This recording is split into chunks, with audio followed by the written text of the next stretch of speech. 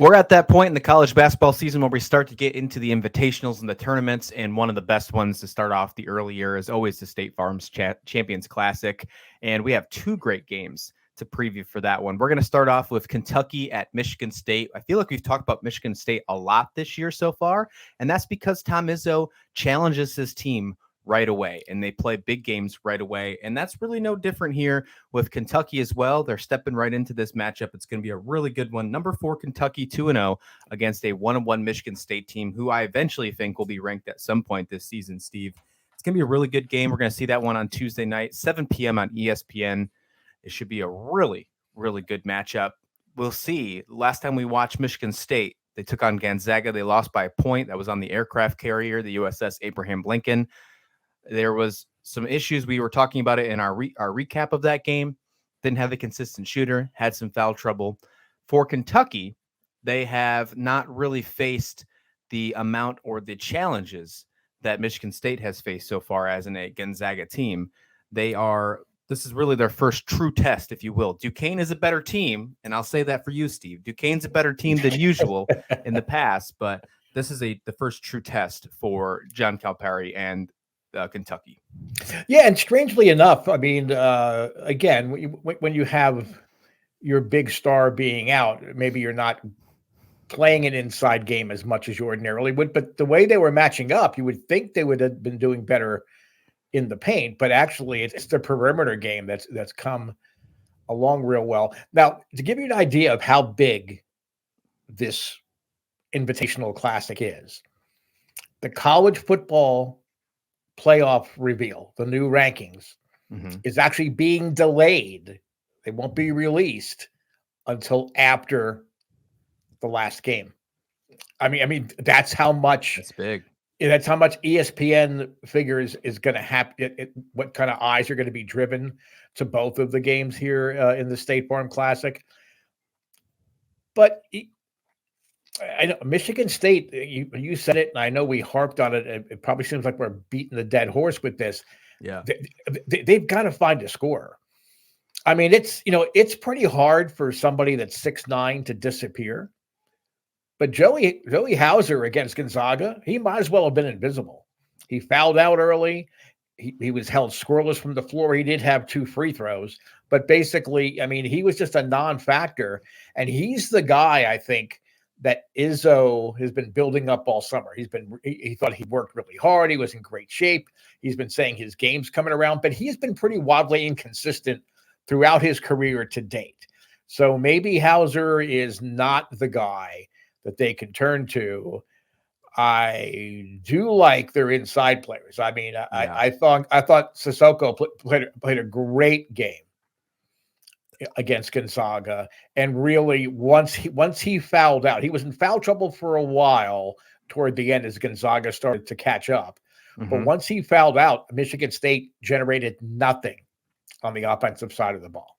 Yeah, I liked Sissoko as well. I thought he was a real good player in the Gonzaga game. We saw him play a decent amount in Northern Arizona, but I think we saw probably what his true workload's going to be in Gonzaga, a little less, if you will, because of the foul trouble. He got 25 minutes. I can see him being probably about a 28, 29 kind of minute guy throughout the season.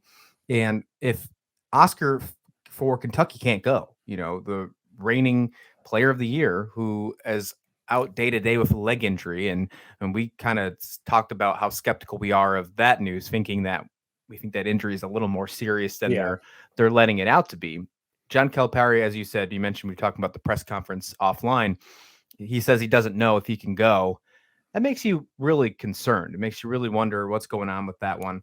But Steve, we were talking that there is some other good spots, good alternates, if you will, for Kentucky that can take care of that rebounding game we saw in the last one, in the last game for Kentucky against Duquesne. Yeah, Lugano on Yenso. And again, before you guys start typing your comments as you're watching the video, we understand that we are mispronouncing some names. We're trying. Okay. We are not paid professionals. We're fans just like you. So we're sitting around the bar, having a few beverages. And odds are, after a few beverages, you're mispronouncing everybody's. I mean, you're mispronouncing your own name, let alone some of these names here. So just imagine, okay, we've had a few in us, and we're talking about some of these players, and we're not pronouncing it right. We apologize in advance. Okay, but it's just how it is. But on Yeso's, he's 6'11". He's a Nigerian. Played his senior year here in the States. I think they were hoping they were going to be able to ease him in, but due to injuries, I mean, they had to give him more meaningful minutes, and he's looked good. I mean, he's averaging 7.7 rebounds, 3 blocks, and in some of the exhibition games, I want to say he had like 9 blocks in one of the exhibition games. So again, you're not playing high caliber talent with that, so this could be I'd say a blessing in disguise. You don't want to have the player of the year out for an extended period of time, but you don't have to rush him back, even though this is a big tournament. Kentucky's been going 10 players deep, and of those 10 players, 9 of them are averaging 5 points or higher. Yeah. Okay. Well, see, I would actually rebuttal on that. They only went 8 deep on Duquesne. They went deeper in the Howard game. I was actually just going to, say something to you on that one. They only went 8 deep against Duquesne, and they won by 25. What makes you think that they're going to go? Are they going to go even shorter, or are they going to stick with 8 with a team like Michigan State? I think they have no choice but to go at least 8, right, for rotational purposes. But I think they have to go 8. But again, if Victor's out, then and I believe Collins is out too. I believe there was a family situation. I believe there was a death. I think his father has passed away. So, so basically, what you have is you're already short 2 of your starters. So this is a perfect way. I mean, Kentucky's got a lot of young players to rotate them through. I wouldn't surprise. I think they're going to have to go 10 only because Michigan State plays such an aggressive style of defense, right? And somebody's going to get in foul trouble at some point. Well, we know that's probably going to happen. Foul trouble on the right-hand side with Michigan State. We saw that pretty big time in Gonzaga. I will say the ref really couldn't get the whistle out of his mouth in that game. Yeah. There was definitely that. So I am curious to see, because we talked about, we couldn't see a consistent shooter with Michigan State. We talked about in the recap. I think we've kind of touched the base on it already on this one. But was the shooting conditions, if you will, the playing conditions on the Carrier, was it that big of an impact? It could have been a big impact for both teams, but was it that big of an impact? We don't really know, and I don't think we're going to truly know until maybe not even ever, to be honest, but until they get back in the court and we see Tom Izzo play this Kentucky squad. He's got his team on high alert with the adjustments they've made after that loss, because that last play of the game, it just showed that they were not executing. Like we said earlier, the last play of the game of that Michigan State Gonzaga was not executed. That was not what Tom Izzo drew up. That was poorly executed by his team. And that they are figuring that out in practice the hard way. So I would be interested to see how Michigan State looks like against Kentucky in this one.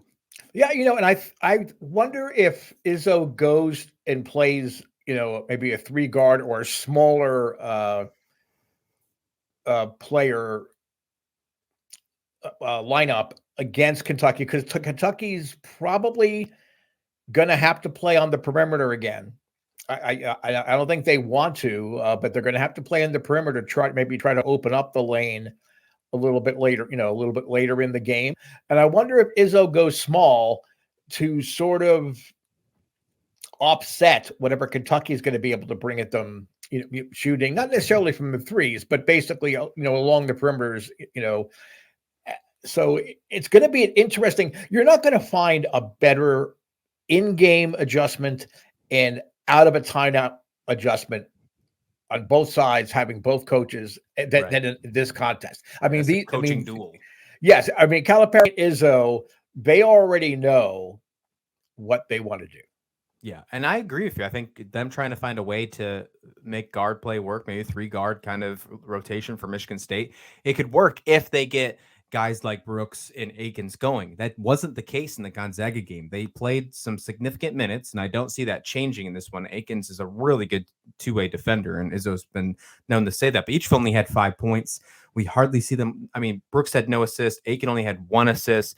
So they need to be more impactful on the court if this guard rotation thing that we think that could happen is going to work. So I'm interested for this game. Again, let us know your thoughts. If you're looking at this preview before the game starts, hit a comment and give us your prediction on the score below. If you catch it during the game or you catch it after the game, let us know your remarks or your thoughts in the comments below as well. We're going to answer every single comment as we always do here on Slasher U. Again, this game, the Champions Classic by State Farm at 7 o'clock Eastern on Tuesday, Kentucky against Michigan State.